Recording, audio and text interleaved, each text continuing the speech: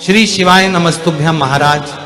यहाँ जो छोटी दीपावली के पूजन का जो महत्व है, छोटी दिवाली के पूजन की जो प्रधानता है, हमारे यहाँ कहते हैं कि ये छोटी दीपावली है। अमावस्या के एक दिन पहले, रूप चतुर्दशी के दिन, या आप नरक चतुर्दशी के दिन हम जो भगवान का गुणगान कर रहे हैं, हम जो भगवान का स्मरण कर रहे हैं, हम भगवत चरणारविंद का रसस्वादन ग्रहण कर रहे हैं, उसका एक आनंद सुख,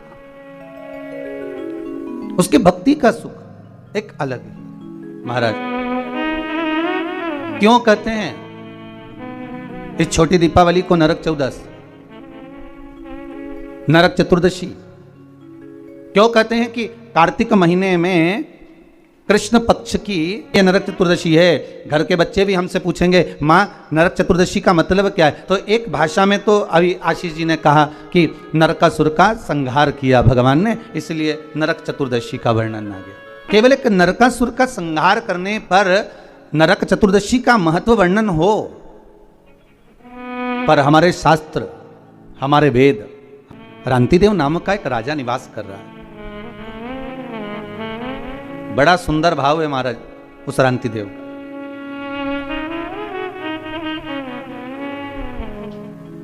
धर्म का चर्चा करना, भजन करना, कीर्तन करना, स्मरण करना, नाम जाप करना, ये रांतिदेव के नियम था।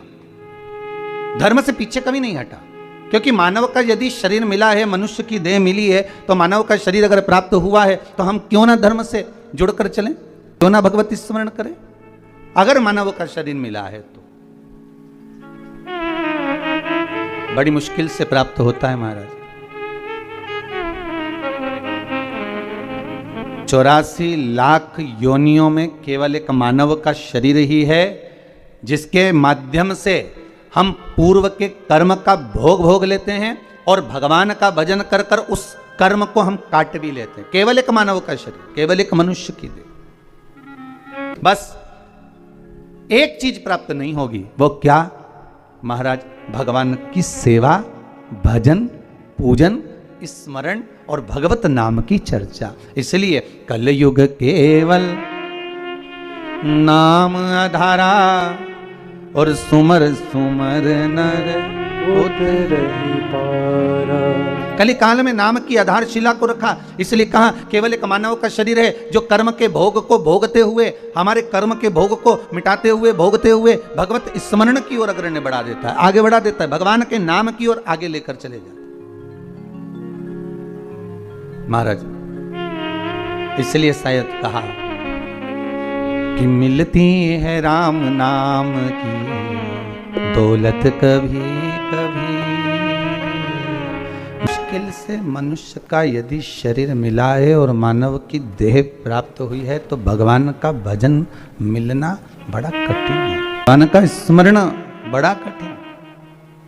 सारी योनियों में परिवार, पति पत्नी, बच्चे, कुटुंब, कबीला सब मिलेगा, पर नहीं मिलेगा तो राम नाम, कृष्ण नाम, शिव नाम, भजन, कीर्तन, ये नहीं मिलने वाला। ये बड़ा मुश्किल से मिलता है। रांतिदेव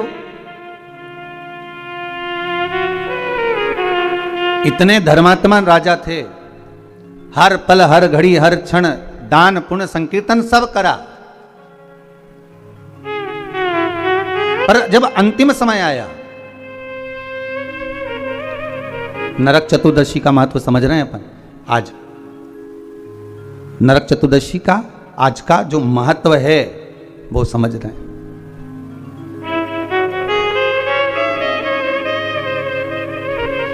क्या महत्व है नरक चतुर्दशी का? कृष्ण पक्ष की, कार्तिक महीने की इस चतुर्दशी का, रूप चतुर्दशी का, नरक चतुर्दशी का क्या महत्व है उसको समझना, उसके पूजन का क्या विधान है। छोटी दीपावली क्यों कहते हैं, क्यों दिए लगाए जाते हैं, उसके महत्व को समझना। महाराज रांतिदेव का जब अंतिम समय आया और यम के दूत आए रांतिदेव को बंदी बनाने के लिए, तो रांतिदेव ने पूछा, आप कौन हो, कहां से आए हो? भगवान का भजन करने वाला, स्मरण करने वाला, भगवत नाम की चर्चा करने वाला, कीर्तन करने वाला, दान पुण्य करने वाला, सत्कर्म करने वाला, भगवत नाम के भजन में डूबने वाला जब अंतिम समय में अपने प्राणों को छोड़ता है, तो महाराज शिव महापुराण की कथा कहती है, हमारे धर्म और शास्त्र कहते हैं, भजन करने वाला जब प्राणों को छोड़ता है तो यम के दूत सामने खड़े रहते हैं और उस जीव को ले जाने का जब समय होता है तब वो यम के दूत से चर्चा भी कर लेता है, बात भी कर लेता है। कई लोग कहते हैं महाराज जी, क्या मरने वाला व्यक्ति यमदूतों से बात करता है? क्यों नहीं करता? रांतिदेव का चरित्र कर रहा है, आज नरक चतुर्दशी का चरित्र कर रहा है कि रांतिदेव यमदूत सामने खड़े हैं और उनसे बात कर रहा है। शिव महापुराण में राजा श्वेत का चरित्र आता है, यमदूत सामने खड़े हैं और राजा श्वेत उनसे बात कर रहा है। मार्कंडे भगवान का चरित्र आता है, यम के दूत सामने खड़े हुए हैं और उनसे बात कर रहे हैं। क्यों नहीं हो सकता महाराज?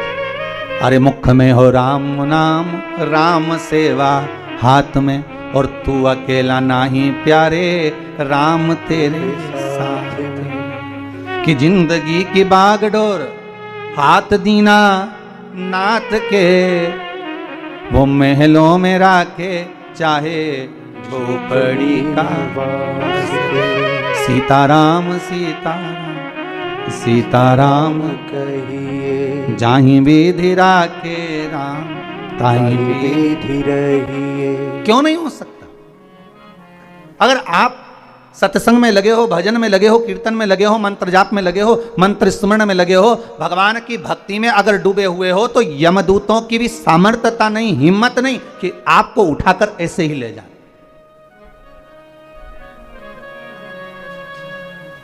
यमदूतों की भी सामर्थ्यता नहीं कि वो आपको उठाकर ले जाएं।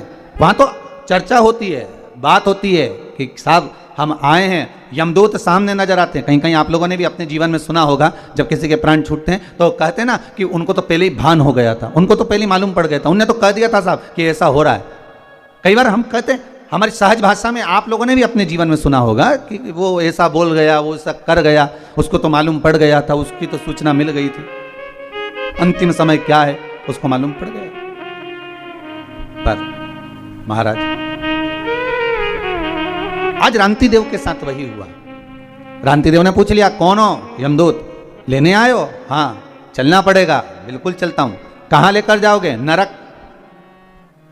हो रांतिदेव करे, मैंने इतना दान करा, पुण्य करा, सत्कर्म करा, धर्म चर्चा करी, भगवत नाम लिया, जगत में मैंने सारा दान पुण्य धर्म सब कुछ करा, और तुम कह रहे हो कि मुझे नरक लेकर जाओगे? ये कहां का तरीका है?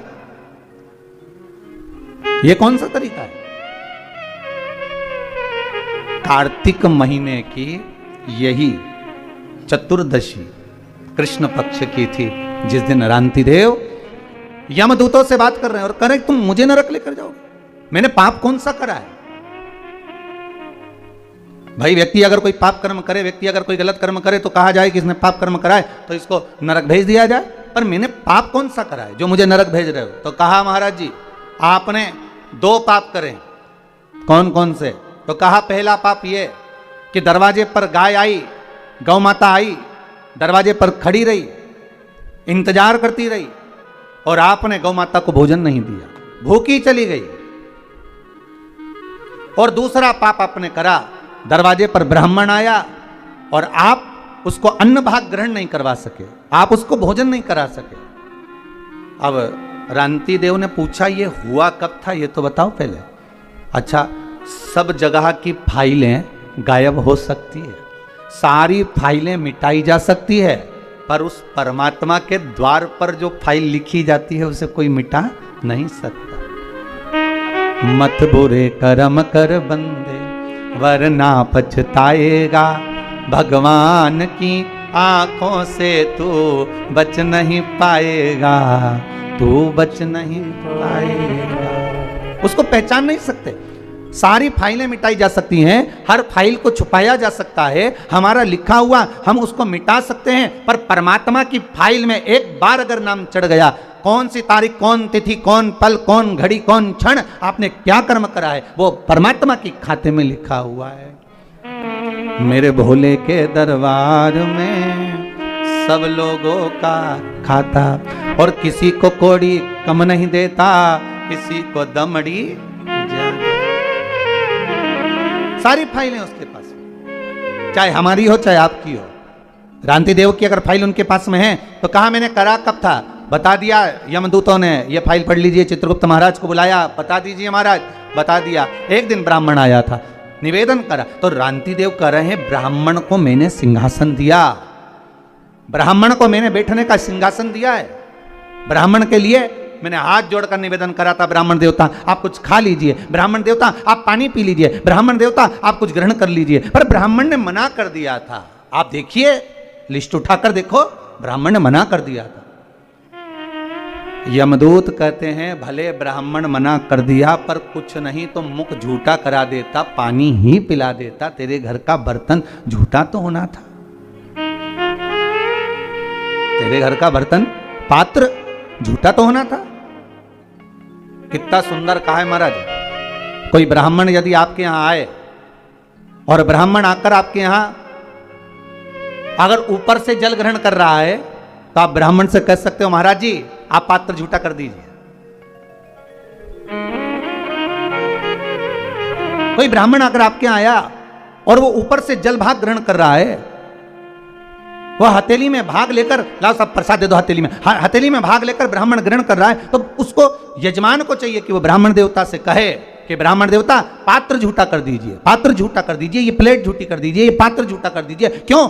शास्त्र कहता है जितनी देर तक ब्राह्मण का झूठा पात्र घर में रखा रहता है, जितनी देर रखा रहता है उतनी देर घर से क्लेश को मिटा देता है।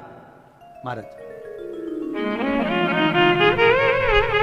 क्यों कहते हैं कि ब्राह्मण का मुख झूठा कराओ, अर्थात घर का पात्र भी झूठा होगा, वो रखा रहेगा, फिर घर की कोई बहू, घर की कोई माँ उस पात्र को लेकर जाती है, जब धोती है, साफ करती है, महाराज उसने अपनी जिंदगी में जितना पाप कर्म करा होता है, मात्र ब्राह्मण के पात्र का, उस पात्र को धो लेने पर भी उसके ना जाने कितने पाप नष्ट हो जाते, कितने पाप। अब झूठा कर लीजिए। मैंने कहा ब्राह्मण देव को, रंती देव कह रहे, मैं बार बार निवेदन कर रहा हूं ब्राह्मण देवता पानी पी लीजिए, ब्राह्मण देवता भोजन ग्रहण कर लीजिए, ब्राह्मण देवता आप कुछ खा लीजिए, पर ब्राह्मण ने नहीं खाया। यमदूत कह रहे हैं आपको चाहिए था कि आप मुंह झूठा कराते, भले पानी का आचमन ही करा देते। अब देखिए आचमन कराना, पानी का भले आचमन करा देते पर कराना। एक दूसरा, गाय तुम्हारे दरवाजे पर आई और आपने गौ माता को रोटी नहीं दी, आप गाय को भोजन नहीं दिया। रांति देव हाथ जोड़कर बोले महाराज आप ये गलत कह रहे हैं कि मैंने गाय को रोटी नहीं दी, महाराज मैंने गाय को भोजन नहीं दिया, आप ये गलत कह रहे हैं। मेरे द्वार पर गाय आई और मैंने गौ माता को भोजन दिया। आप देखिए, आप स्मरण करिए, भगवान यमदूत कहते हैं गाय आपके दरवाजे से भोजन कर कर चली गई थी, पर कुछ समय के बाद गाय फिर दरवाजे पर आकर खड़ी हो गई थी, उस समय पर आपने उसको भोजन नहीं दिया। महाराज जब एक बार दे दिया तो दूसरी बार कैसे देते? यमदूतों ने कहा परमात्मा एक बार आपको सुख दे देता है और उसके बाद परमात्मा आपको सुख देना बंद कर देता है, तो क्या आप परमात्मा से वापिस सुख नहीं मांगते?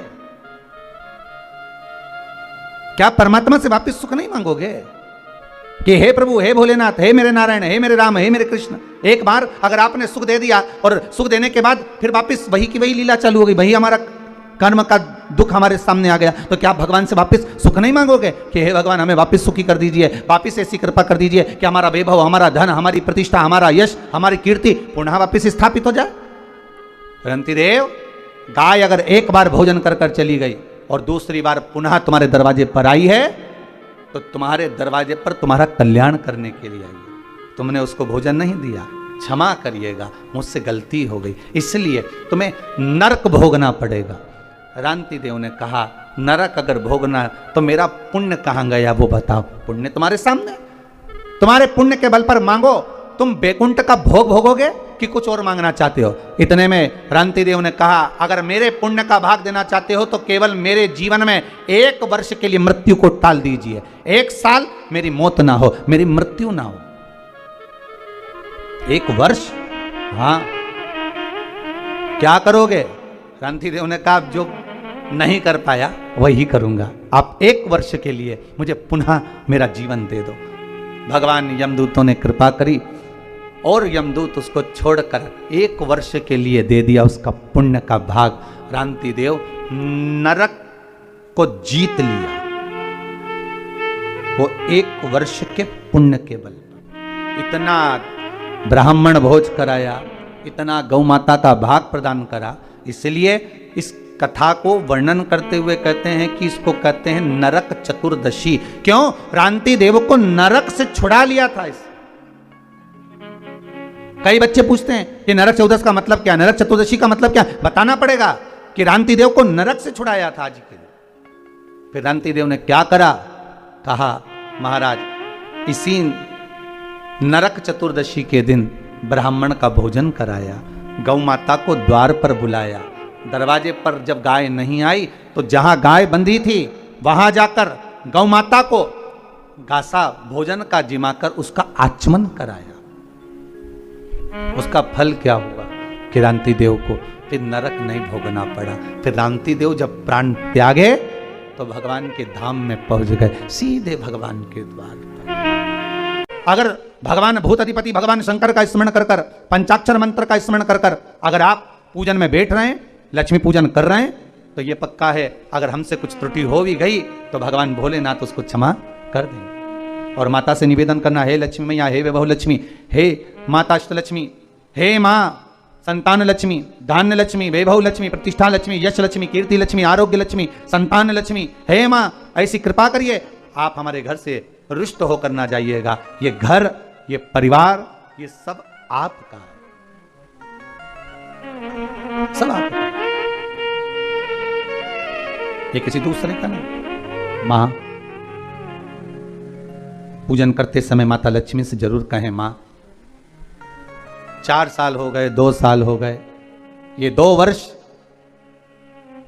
जो ये कोरोना महामारी में गए हैं, ये वर्ष जो बेकार निकल गए हैं, मां हो सकता है आप हमसे रुष्ट हो गई हो, पर आज क्षमा मांगकर अपने घर में आप प्रवेश करिए। मां आइए हमारे घर में, आप पधारिए। मां महाराज कितना सुंदर संवाद है।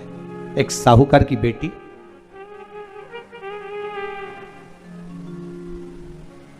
साहूकार की पुत्री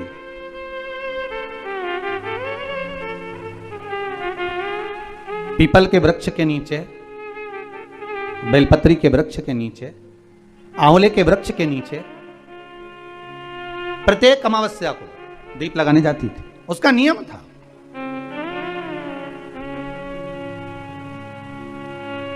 साहूकार की पुत्री प्रत्येक अमावस्या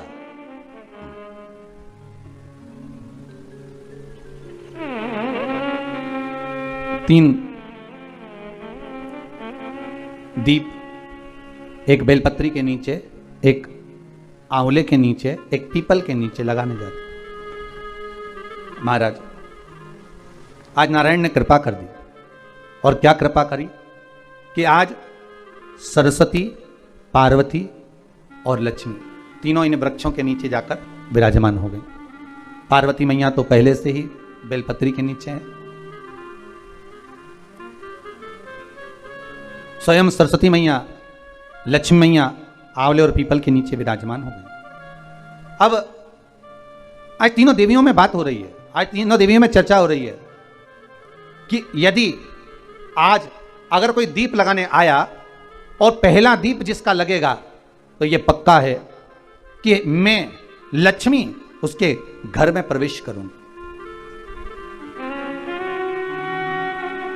सरस्वती जी बोली, जो पहले बार दीप लगाने के लिए प्रथम में आएगा मैं उससे अपनी सहेली बना लूंगी, उसको अपनी मित्र बना लूंगी। पार्वती जी बोली, जो प्रथम दीप लगाने आएगा, पार्वती जी कहती हैं मैं भगवान शिव से कहकर उनका कल्याण करवा दूंगी। अब ये साहूकार की बेटी, वो साहूकार जो कहने का तो साहूकार था, धन पूर्व में बहुत था, पर अब इसके पास में कुछ भी नहीं बचा था। देखिए सुख दुख तो जीवन में चलता रहता है, आज सुख है कल दुख है, फिर दुख है फिर सुख है, ये जीवन में चलता रहता है। भगवान ने दिया, हो सकता है पूर्व में आपके पास में खूब धन होगा, वैभव होगा, सत्ता होगी, फैक्ट्रियां भी होंगी, दुकान भी होगा, धंधा भी होगा, पानी भी होगा, सब कुछ, सारी सत्ता आपके पास में होगी, पर समय की घड़ी किसने देखी है साहब? कौन देखा घड़ी को, कौन देखा पल को? इसीलिए कहते हैं ना, बार बार कहते हैं, तेरा पल पल बीता जाए, मुख से जप ले नमः शिवाय, ओम नमः